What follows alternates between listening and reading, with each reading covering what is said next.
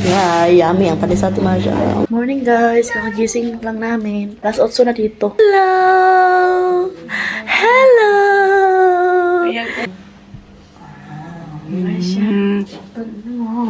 Buga ata kay Kira kong pinunong. Diyan kayo. Ikinay ko ka. Diyan kayo. Bugat pa. Peekaboo! Yun na. Masugod nila ka.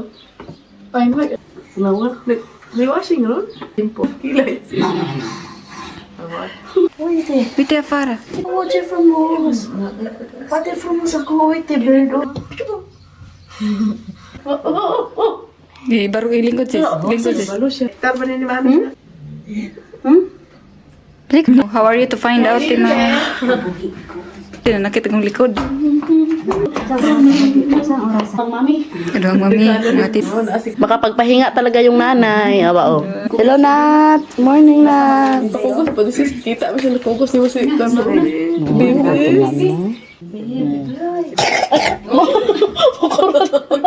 Mati. Kuku.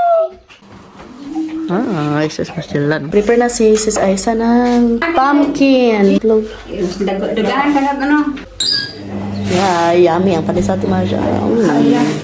Nangamoy na beto day. Ready na katutulan. Panglasa. Yung pag ginagawa kay panglasa. Makakaunang pandesal.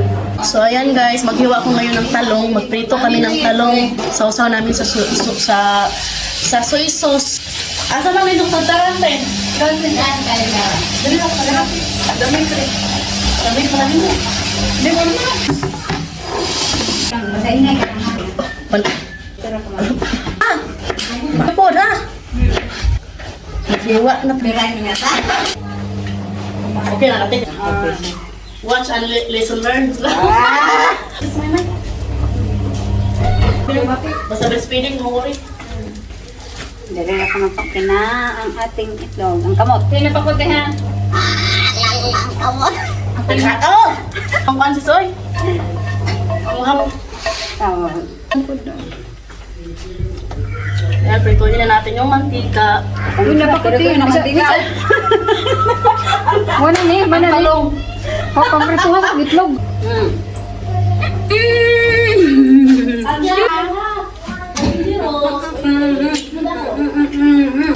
Ako sila sa laban dito. Pakaunin pa na nakipakaon. Unang uban nga.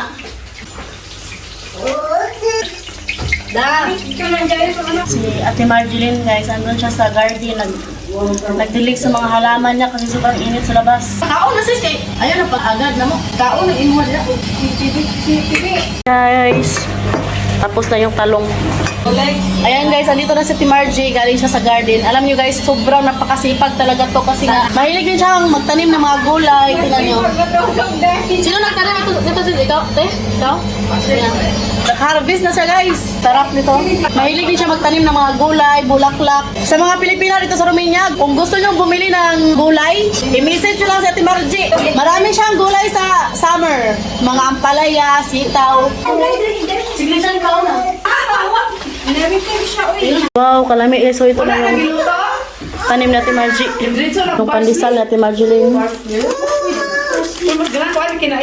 Hanas to si Ate Marjeline mag-bake guys kasi nag-work to sa bakery dito sa city nila. Sa gulay. Ayan guys, kain na si Habi. Doon sila sa labas. Teman kafar. Sis, under the shade is Luto na. Korean tadi. under the shade is very cold and windy. Kayak gini lagi di. If you stay under the sun, it's okay. Hi, Edie! Hindi ko break ko this. Kain na kami guys. Mamay na kaya ako soy sauce ay. Nabakoy black beans. Merong pickled dito. Ano sila? Ang palaya. Dami ka dito guys. Sobrang sarap. Tapos na frozen na. Pwede, uy, mga man na sila. Sayang. With garlic. Sa garlic yung wala mo isa. Misa, ikaw nang ito na. Magwangi ka. Gihatan nga na. Gasir. Alas tipo.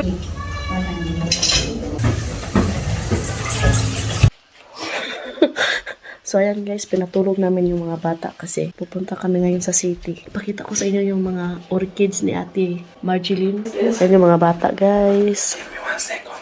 Nagpakaluoy na pa dyan, sis. Grabe, ang ganda ng mga orchids collection, my love.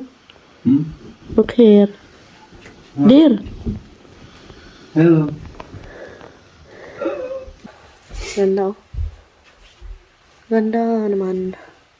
Tapos na kami magpatulog sa mga bata.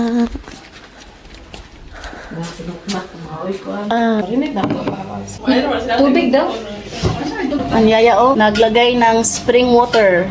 Spring? Fresh from the mountain. Oh, siya. Nakatag-idya, oh.